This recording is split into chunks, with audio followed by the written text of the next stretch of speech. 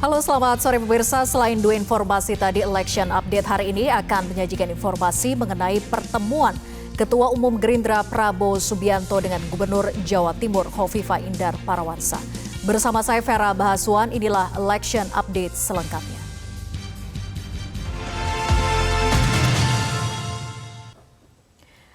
Pemirsa, isu mengenai penundaan pemilihan umum 2024 kembali berhembus ketika pelaksanaan pemilu 2024 yang akan jatuh pada 14 Februari 2024 tinggal 1 tahun lagi.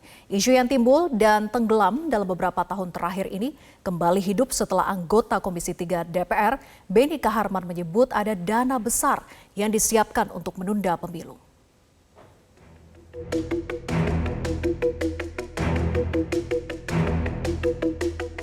Kekhawatiran bahwa pemilu 2024 akan ditunda muncul dari anggota Komisi 3 DPR fraksi Demokrat, Beni Kaharman. Dalam rapat kerja Komisi 3 DPR dengan Kepala Pusat Pelaporan dan Analisis Transaksi Keuangan beberapa waktu lalu, Beni mendengar menjelang tahun politik ada dana besar yang digunakan untuk persiapan agenda penundaan pemilu 2024.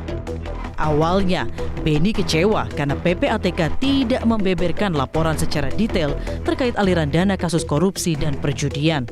Tapi kalau begini apa yang kami lakukan? Korupsi siapa? Korupsi di mana ini? Perjudian di mana? Siapa judi ini? Bagaimana Bapak tahu judi ini? Kita nggak ada gambaran kita. Nggak tahu lagi, apalagi menjelang politik Pak Arsul, dana-dana ini, apalagi maukah saya dengar katanya dananya banyak sekali untuk penundaan pemilu ini. Pakai dana untuk menunda pemilu banyak sekali dana-dana itu. Yang nggak nampung lewat bank ya bisa langsung. Namun, Kepala PPATK Ivan Yustiavandana tidak memberikan penjelasan mengenai aliran dana untuk menunda pemilu seperti yang ditudingkan oleh Beni.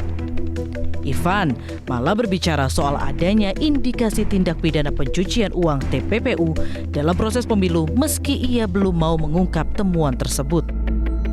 Dan itu sudah kami juga buka, jadi bagaimana PPATK sangat aktif bekerja sama dengan KPU dan Bawaslu terkait dengan bagaimana potensi tindak pidana pencucian uang ini agar tidak menjadi bagian dari pendanaan pemilu. Itu sudah kita lakukan riset juga dengan KPU dan Bawaslu dan alhamdulillah hasilnya memang kita melihat ya potensi itu ada dan faktanya memang kita melihat potensi itu ada dan beberapa kasus yang ditangani kemudian antara PPATK dengan KPK faktanya memang memiliki korelasi dengan temuan PPATK pada saat PPATK melakukan kajian pada saat yang bersangkutan atau orang-orang tertentu atau oknum tertentu itu mengikuti kontestasi politik periode-periode sebelumnya. Timbul tenggelam wacana penundaan pemilu 2024 hingga perpanjangan masa jabatan Presiden Joko Widodo tidak juga kunjung padam. Sempat ramai jadi bahan perdebatan, isu itu mencuat kembali setelah Menko Polhukam Mahfud MD melontarkan bahwa ide pemilu 2024 ditunda bukan datang dari pemerintah dan tidak melanggar hukum. Tim Liputan, Metro TV.